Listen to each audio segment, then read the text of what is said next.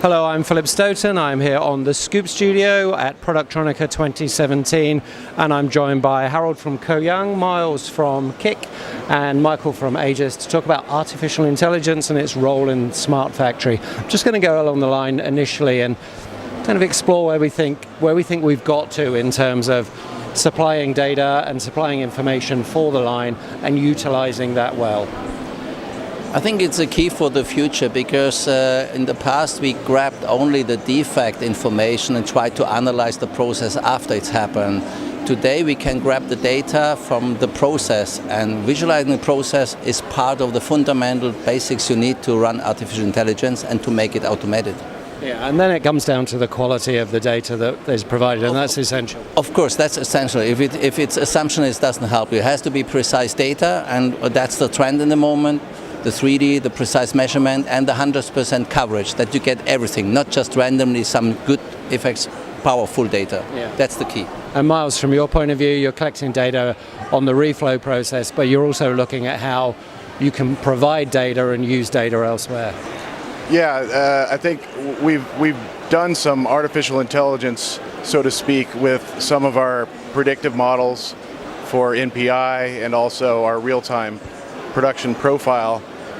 So we want to leverage that kind of machine level intelligence with other machines, because you kind of look at the manufacturing floor or the whole enterprise as a kind of a never-ending story, right? And you're trying to participate, you're part of the story, but you can't really do that unless you know what the other characters are doing. So the more information we have around us of what's happening, we can make better decisions on what's happening in our process. Yeah, and Michael, when you take that up to the MES level, you're orchestrating all that different data that's coming in from different directions. Are you finding that there are more and more people providing and utilizing the data that you're able to manage?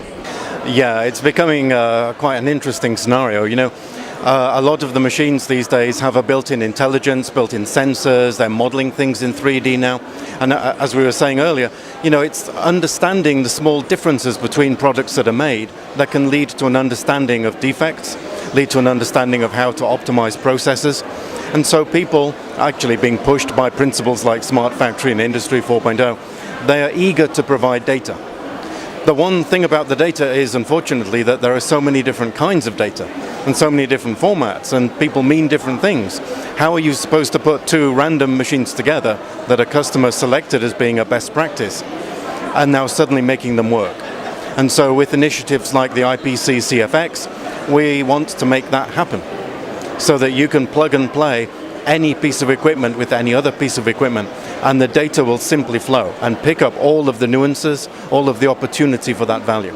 Yeah. And you know, we talked about 100% data, and Michael briefly touched on the standards issue. I don't want to make the debate about standards, but I just want to touch on it. CFX was mentioned. Hermes standard is being launched today. From a point of view of you guys with domain expertise, do you worry about standards, or whatever standards there, you'll work with those? Look, we are suffering from the standards over the years, so there is no real one standard. We have, as the vendor, we have to adapt the different standards. We have different standards in Asia, different policies, methodologies. It would be very nice if there would be one, but yes, we have to deal with the standards, and we have to adapt the different needs and the different understanding. There are different layers, because dealing with the data does not mean that the data are in our interest is the same data, but the extract, the conclusion of the data, that's important to share. And I think this is that's in the moment harmonizing. It's communication start. Last 20 years, everybody does his own business. Now it's getting together. Machine communication, vendor communication. That's the goal for the future. No partnership, no future. Okay. That's an interesting line, no partnership, no future. You're involved in just about every standards committee there is, and involved in that. Just briefly, how do you see that process, and are we getting to the point where we're going to have some standards and we're going to be able to get on and use them? Yeah, I think it's moving towards a point where there will be some solid standards to go by. I think more than any time in the past. There will always be holes that still need to be filled, but I think the customers are driving us that way. to use those standards. And I think it's the nuances, like Harald was saying, you have different things, and if you don't have partners, you're not going to be able to move to the next level, because it's those smaller things that happen on each process that if you don't know about something that happened before you, then you can't make the right adjustment. Then you're actually not being intelligent anymore. Where it used to be, I could just be intelligent on my own and do my own thing. That doesn't play anymore. So Michael, when you look at that from a holistic point of view, this is all about delivering value. It's not going to work if it doesn't deliver value. And we've kind of been sold this Industry 4.0 nirvana where machines learn and lines learn and they do new things. Is that something that we're realistically seeing reach a tipping point now? Are we starting to actually get tangible, measurable, deliverable benefits? Yes, it is. And the key thing about a standard is how it's going to sustain itself. If it's simply gathering the data from a machine and making a pretty dashboard, okay, what's in it for the machine vendor? I mean, you guys just have to support the data of how many different customers. It's a nightmare. But when we start passing data back to machine vendors like you, so that you can see upstream the line, downstream on the line, and get information from all over the factory floor, that empowers machine vendors to create and deliver intelligent solutions that are based not only on their immediate environment, but in their place in context with the whole of manufacturing. Now, that's critical for sustainability, because now there's something in it for the machine vendors. Now you've got something you can build as value. You've even got a revenue stream potentially for the customer, for those who want to take advantage of that value. And so it's a win-win situation. And without that win-win situation, it's something that happens and then fades away. And we want something that's going to be sustainable for the industry, and it's going to be fair to all of the participants, including every machine vendor. Yeah, Miles, when you look at it point of view of your customers, and you're putting in these systems, and you had the 4.0 starter kit, and now you have the Vantage software. When you look at those, are people aware of how they need to measure ROI, and are they aware of what they're expecting in terms of a tangible benefit? I think it's still in its infancy as far as that goes. There's more knowledge out there about Industry 4.0 or Smart Factory, but there's still a hesitation of where do I start? Because it can be overwhelming if you look at the entire factory and say, oh, I could spend hundreds of thousands of dollars or millions of dollars and not be successful. So that's where we've come in and said, here's a spot for a low cost input to try out Smart Factory concepts, and then get it working on the reflow process, with embedded sensors, some smart intelligent software that can connect to the factory, and then you get that experience at a small level, and step by step. Then it makes it more reasonable to the customer. They don't look overwhelmed like, there's no way I can do that. So. Yeah. And they understand the process and the teams and the people that need to be involved, from IT, from operations, from data security, all those different things. Harald, from your point of view, you're obviously providing data and value in terms of what the machine does. Where do you see yourself with AI being able to provide data beyond the four walls of your device?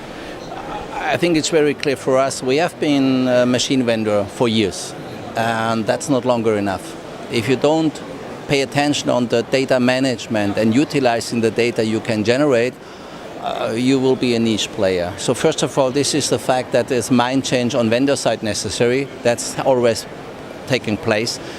The benefit is that the complexity and to support the engineers is the key.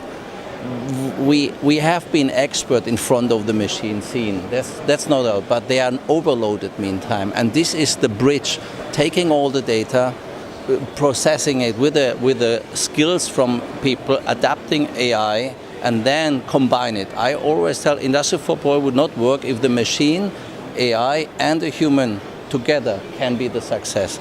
Just AI will not work, just the machine will not work. I think this is important to bring it to the next level.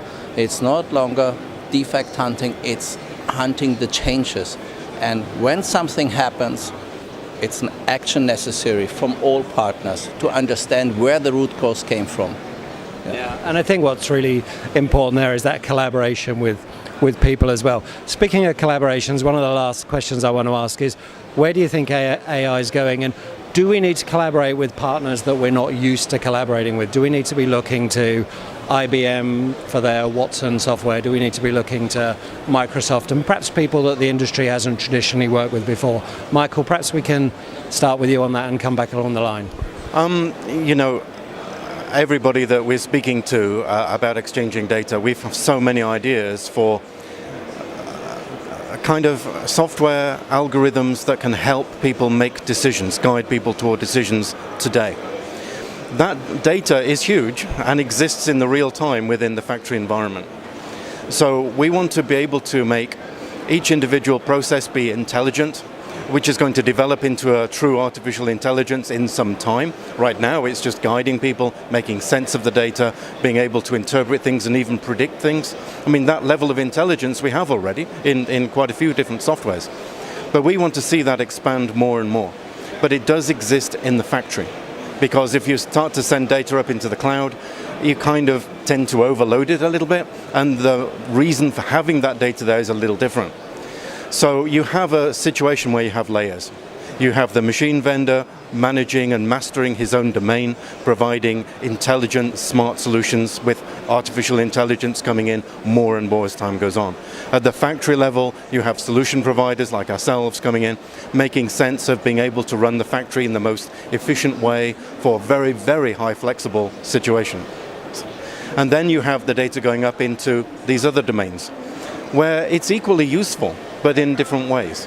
You want to be able to see what is my capacity, where should I be spending money to invest to improve certain aspects of processes. There are a lot of decisions that need to be supported there, and so you have that third level. So we see these intelligence being built on these three different levels, all working together. Yeah. So Miles, when you look at that from your point of view, domain expertise in the thermal process, some expertise in software and the broader platform, and some development of artificial intelligence internally. Where do you go next in terms of collaboration and product development? Well, when you go up to the higher levels, I think, you have to stick within your expertise. If you just start to say, well, I'm doing intelligent software, so I'll just start doing intelligence over here and over there, you'll be spreading yourself too thin. But it's what you do is kind of as a software service level, then you are able to add value, but also play at a higher level. And those services could go up to the cloud level potentially. If you look at different things for ourselves, for instance, within the thermal process, being able to set up a process or move it to another facility, maybe from North America to Asia or somewhere else, that you want that setup capability. You call on those software services. You don't necessarily have to have it always localized. You can go up to the cloud and be able to grab those services. So I think that's, for us, where the scalability up to higher levels and accessibility to the data and the analytics. You can still be your expertise in your area, but do it at a much, much higher level. Yeah.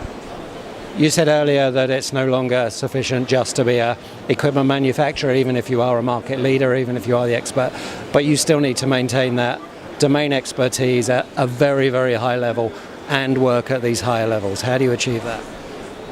Let me say, we are working hard on the solution because there is no guideline for this. It's a partnership, it's an analysis, what is the demanding market today, what we have to fulfill. And I think what the colleagues already mentioned, it's a starting point. We have a very good start. We understand now what to do. And now I think it's precisely described the core competence on one level, utilizing best as possible because that's our business. And out of this, really providing the necessary actions and interfacing. And there will be high complex solutions in the future, which we don't know yet.